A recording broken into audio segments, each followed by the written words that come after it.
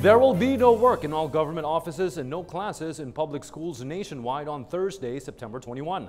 This is in line with President Rodrigo Duterte's declaration of September 21 as a national day of protest. Meanwhile, class and work suspensions in private schools and companies are left to the discretion of their respective heads.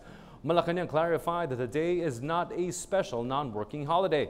More details from Rocky Ignacio. President Rodrigo Duterte declared September 21st as National Day of Protest to hear the voice of the people. This is also the anniversary of martial law declared by former President Ferdinand Marcos in 1972. Lahat ng gustong magprotesta laban sa gobyerno, laban sa pulis, sa military o lahat, bagbabaan kayo dyan, magprotesta kami. Kami rin mga taga-gobyerno, ako magprotesta rin kasi ang aming sahod maliit. Wala kaming equipment, wala kaming mga allowance. Sabay tayo magprotesta sa gobyerno natin. National Day of Protest.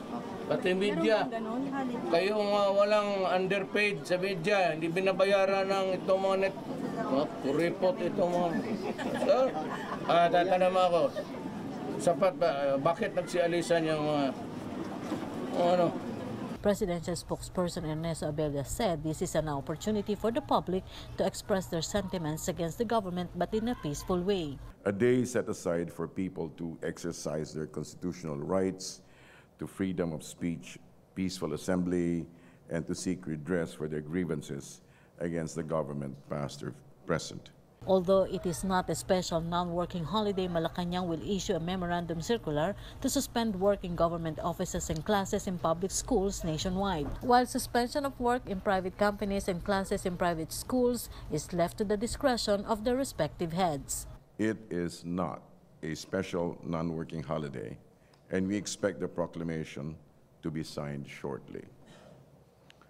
However, the acting executive secretary will issue a memorandum circular suspending work in government offices, both national and local, as well as classes in all public schools, state colleges, and universities. Authorities are advised to implement maximum restraint unless their actions are needed to ensure public safety.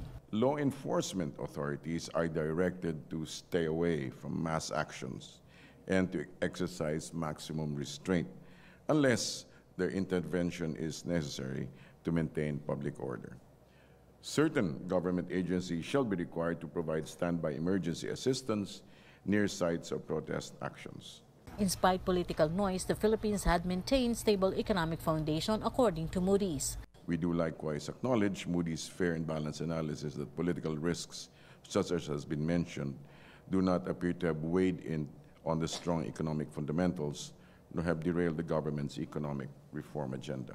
According to Moody's, the Philippines continue to gain significant economic growth. Our growth momentum is anchored on solid fundamentals coming from a robust industry and manufacturing growth of over 7%, a turnaround to growth for the agricultural sector, and sustained growth in the service sector. The demographic sweet spot with more young and employed Filipinos create an emerging, larger middle class with higher spending power. Rocky Ignacio for The Nation.